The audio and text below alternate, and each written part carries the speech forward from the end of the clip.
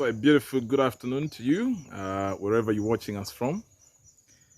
Um, this is Mr. Panuka, and we're coming live to you from greenhouse number 1 today.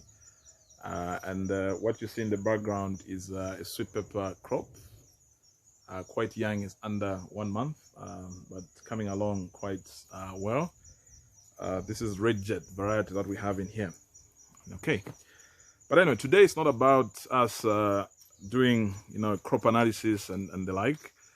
I want us to discuss on a topic that we had actually written an article about some time back, which is there on our Facebook page. And the question that we posed in that article is, should farming be, a default investment, assets or venture for a retiree? And probably we can also extend that question to say, if someone has been trying quite a number of other ventures and then they've been failing lamentably, should farming be, their last resort? I'm sure we've heard of people who say, well, since I've failed with everything else, probably let me just try farming. So I think let's discuss on those two facets. And I must give a disclaimer upfront that I'm not an expert in this subject matter, but again, just arising from my experience in running this entity, Panuka Farm, I just thought perhaps I could share a few tidbits, and also based on the people that have actually come to us seeking advice, and also some of the case studies that we've actually seen, in this realm. Now, you see, farming is actually quite expensive, to be honest, and we're talking about, semi-commercial to full commercial. It's quite expensive to establish, a farming venture. So it's not easy. We're talking about having 2 chickens, 5 chickens, and things like that, or just 1 or 2 beds. We're talking semi-commercial to fully commercial. It can actually be quite expensive, and we're talking about aspects related to just buying land to start with. From there, you've got to fence the land, and I think in our video last time we touched on some of those aspects. There's establishment of water, irrigation systems, and just also setting up your production areas where you're going to do these crops. And if you're getting into greenhouse farming like we do here, protected farming, that's an added cost.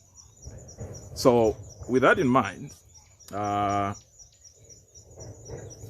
personal view is that I think if you're a retiree, you need to do quite some thorough introspection before you jump into farming.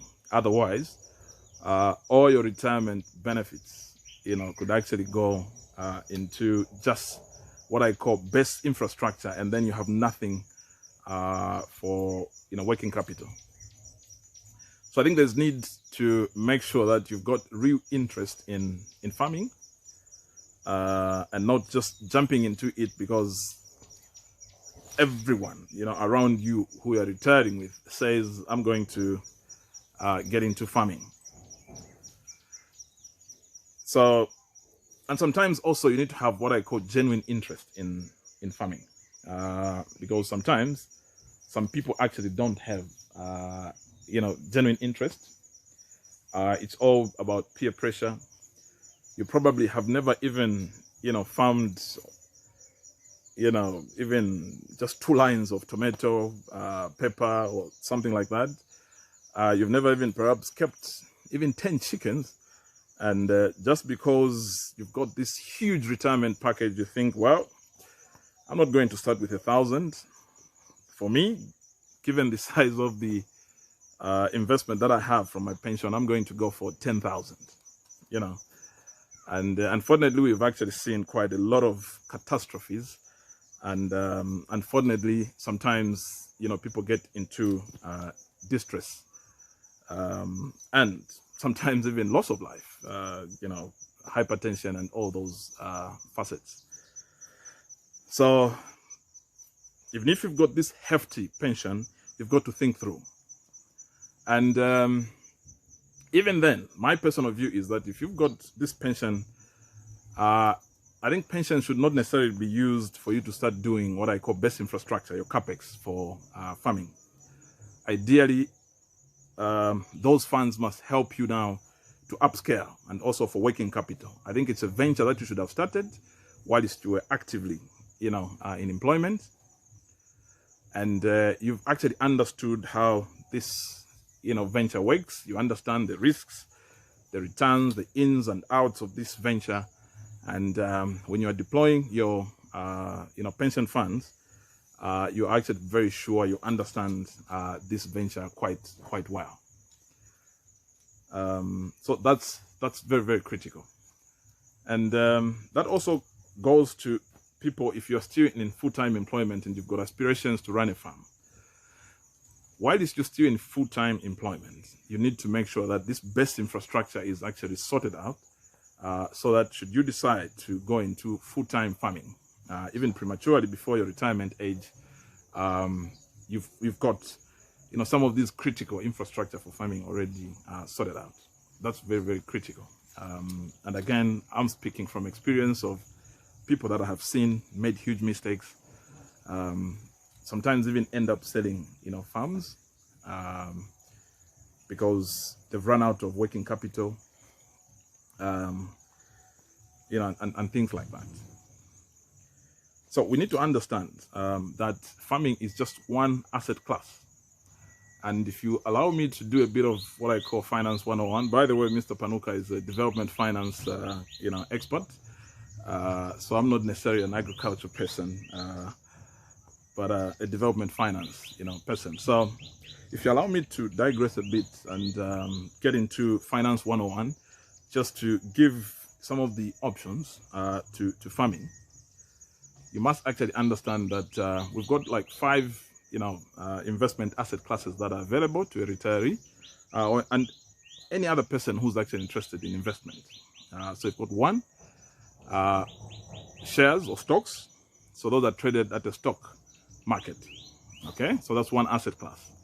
The second one is what we call fixed income securities. That's where you find bonds, treasury bills. So that's a security of 0 to 365 days, so you can invest in there. You can also look at notes. That's beyond 365 days going forward, 2-3 years. So that's another asset class where you can actually invest your pension money as an alternative to agriculture if you're not ready to dump your money in there and then it goes. So that's number 2. The third one is the largest actually world over, is the foreign exchange market. Quite sophisticated. You need some very good expertise to do FX, and then comes the derivatives market, where we've got options and futures. And then the 5th asset class that you can look at is commodities, and this is where agriculture comes in. Your maize, metals, and all the different agricultural products. So that's another asset class that you can actually look at in terms of investments. So I think you just need expert advice to really see what are you going to invest your pension money in. We're not trying to drive away people from farming, but we just want to make sure that when you're in it, you succeed, as opposed to some of the situations that we're actually seeing where people get into destitution because they're dumping money. Along the way, they get frustrated because they're just making losses with their pension money, and then destitution creeps in. Okay, so you really need to, I think, introspect.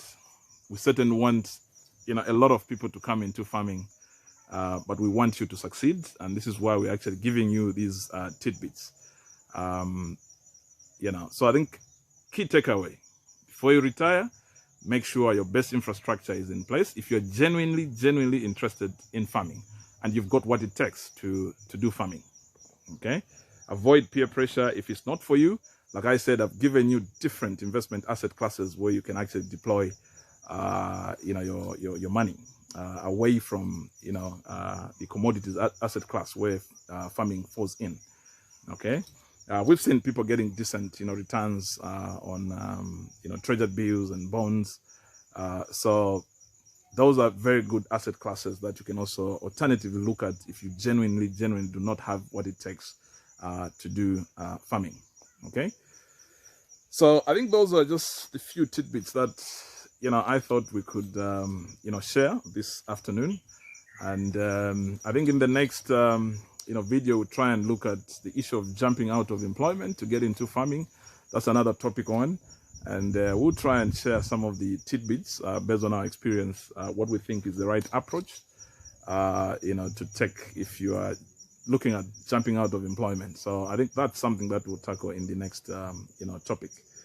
So, so for this topic, please, I think we've just given our views, which you can take on board or not. And like I gave the initial disclaimer, we're not the authority on this. These are just our own views that you can choose to either take or not. But believe you me, these are actually coming from the bottom of my heart, based on some of the experiences with some of the people that have come into contact. We've seen huge mistakes. So yeah, learn to start some of these ventures quite small so that you understand. Get baptized, I call it. Okay. You should have perhaps done one delivery. Have you ever been to the likes of Soweto 02, 03 or whatever it is to take tomato, to just understand what goes on there? Okay. So don't just plant before you get through this baptism. You really need to understand the whole value chain and the whole politics and all the other different shenanigans that go with some of these ventures before you just jump in. But you don't want to do that when you've retired. Okay. You needed to have gone through the baptism and get your certification, to get out there and then be on your own. Okay, folks. So those are just some of the few ideas. And if you've got any questions or some additions, feel free to drop them on our YouTube, channel, or indeed Facebook. And we'll try also and post, the article that we wrote about this subject matter. I think it's got quite a lot of juice that you can extract from. So we'll post that both on YouTube and Facebook. All right, folks. So this is Mr. Panuka, and have a lovely afternoon, morning, depending on the time zone wherever you're watching us from. For us, it's a very good, afternoon. There's quite some cloud cover, hot. We anticipate some rains to come through anytime. All right, folks. Have a lovely one. Bye-bye. We love you. And stay tuned to Panuka channels for more juicy tidbits on agriculture and related topics such as this one. Bye-bye. I hope you really find them quite useful. Have a lovely one. Bye-bye.